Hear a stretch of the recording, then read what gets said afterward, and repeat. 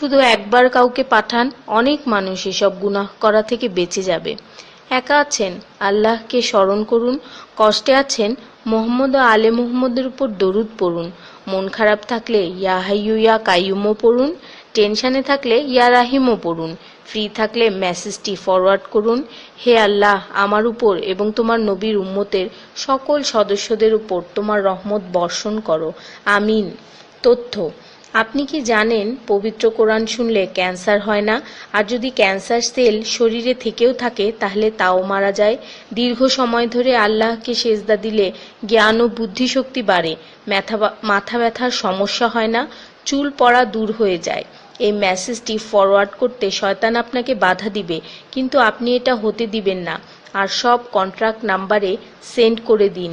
কোরআন ও নবীর সুন্নত ও তার সম্মানিত সাহাবী এবং আহলে বাইতের অনুসরণ করুন। ক্যান্সার একটি ভয়ঙ্কর রোগ। অনেক মানুষ আছে যারা নিজেরাই এটাকে দাওয়াত দিয়ে নিয়ে আসে। ছোট অথচ সাধারণ কিছু পদক্ষেপ গ্রহণ করলেই এই রোগ থেকে বাঁচা যায়। বেশিরভাগ মানুষ খাবারের পরপরই পানি পান করে নেয়। খাবারের পর পানি পান করলে রক্তে বিদ্যমান ক্যান্সারের জীবাণু থেকে তৈরি হওয়া ক্যান্সার সেলগুলোকে অক্সিজেন সরবরাহ করে। নবী পাক সাল্লাল্লাহু বলেছেন, খাবারের আগে পানি পান করা শেফা। খাবারের পরপরই পানি পান করা কলেরা রোগের কারণ। তাই সর্বোত্তম হলো খাবার শেষ করার কিছুক্ষণ পর পানি পান করা।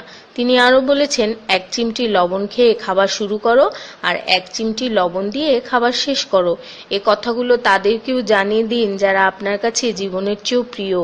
যদি কোনো ব্যক্তি ঘুমানোর সময় 21 বার বিসমিল্লাহির রহমানির রহিম পড়ে, আল্লাহ তখন ফেরেশতাদেরকে হুকুম দেন এই ব্যক্তির প্রতিটি নিঃশ্বাসের বদলে নেকি লেখা হোক।